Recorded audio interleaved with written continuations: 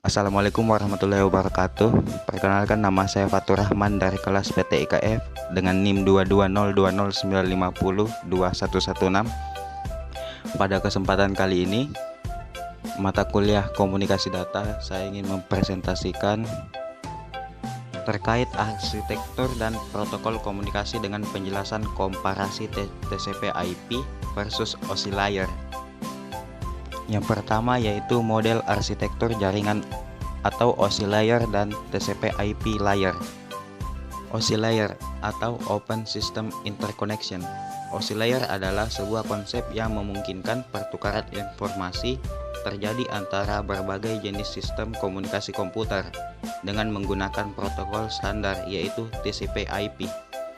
Protokol sendiri merupakan format aturan tentang proses pertukaran informasi antar komputer menggunakan TCP atau Transmission Control Protocol dan IP atau Internet Protocol. Sementara IP adalah sistem alamat dalam jaringan internet yang dihubungkan oleh TCP. Cara kerja OSI layer.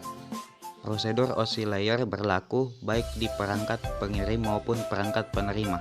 Artinya, dari data perangkat pengirim akan melewati layer 1 sampai 7. Sebelum sampai ke perangkat penerima, data tersebut masih harus melewati 7 layer yang sama, tetapi urutannya terbalik. Suatu ketika, Anda menggunakan aplikasi pengolah pesan untuk mengirim surel kepada adik. Selesai mengetik, Anda menekan tombol kirim. Lalu aplikasi pengolah pesan akan memanggil application layer untuk memilih protokol, dalam hal ini SMTP, untuk menyampaikan data.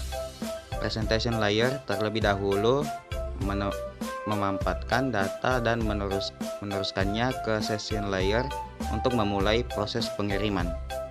Kiriman diproses oleh transportation layer dalam bentuk segmen, kemudian dipecah lagi dalam potongan-potongan kecil pada network layer. Lalu berikut ini ada macam-macam OSI layer. Yang pertama yaitu physical layer, yang kedua data link layer, 3 network layer, 4 transport layer, dan yang kelima session layer.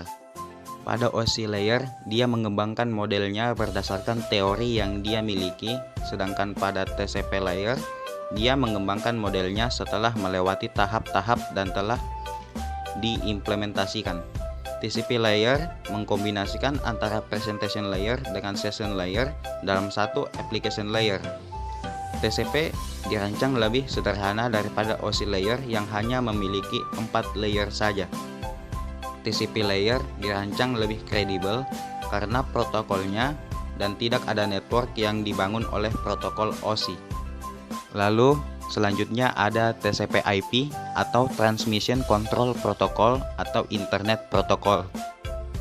TCP/IP adalah standar komunikasi data yang digunakan oleh komunitas internet dalam proses tukar-menukar data dari suatu komputer ke komputer lain di dalam jaringan internet. Protokol ini tidaklah dapat berdiri sendiri karena memang protokol ini berupa kumpulan protokol atau protokol suite. Protokol ini juga merupakan protokol yang paling banyak digunakan saat ini. Protokol TCP/IP dikembangkan pada akhir dasawarsa 1970-an hingga awal 1980-an sebagai sebuah protokol standar buat menghubungkan personal komputer atau personal komputer serta jaringan buat menghasilkan sebuah jaringan yang luas atau WAN.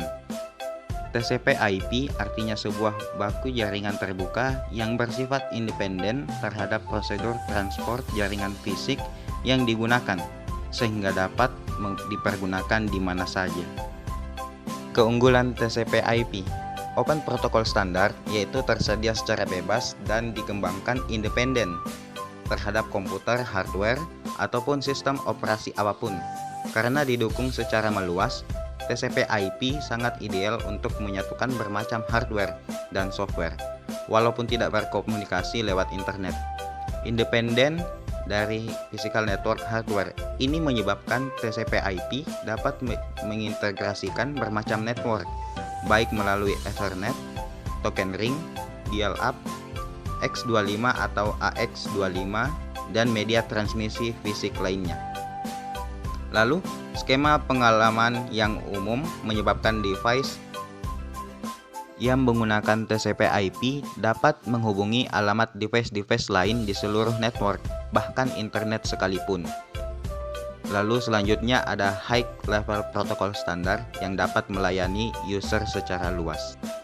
Lalu ada cara kerja TCP/IP. Yang pertama, untuk memindahkan data antara dua komputer yang berbeda dalam suatu jaringan yang terdiri dari banyak komputer, dibutuhkan alamat tujuan dan perantara untuk memindahkan sinyal elektronik pembentuk data secara aman dan langsung.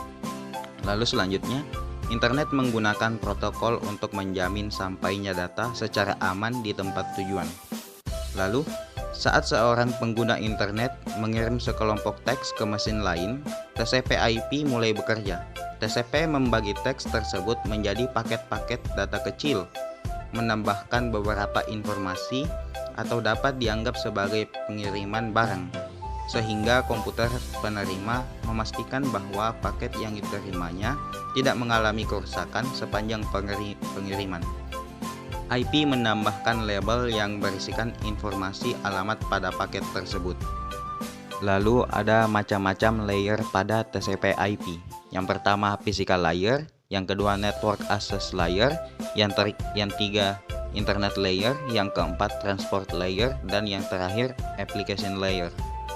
Lalu selanjutnya perbedaan antara model OSI dan TCP/IP antara lain. Yang pertama, TCP/IP menggabungkan presentation dan session layer ke dalam application layer. Yang kedua, TCP/IP menggabungkan OSI data link physical layer ke dalam network access layer. Yang ketiga, TCP/IP protokol adalah standar dalam pengembangan internet. Baiklah, sekian dari presentasi saya. Mohon maaf apabila kesalahan kata. Wabillahi taufiq wal hidayah. Wassalamualaikum warahmatullahi wabarakatuh.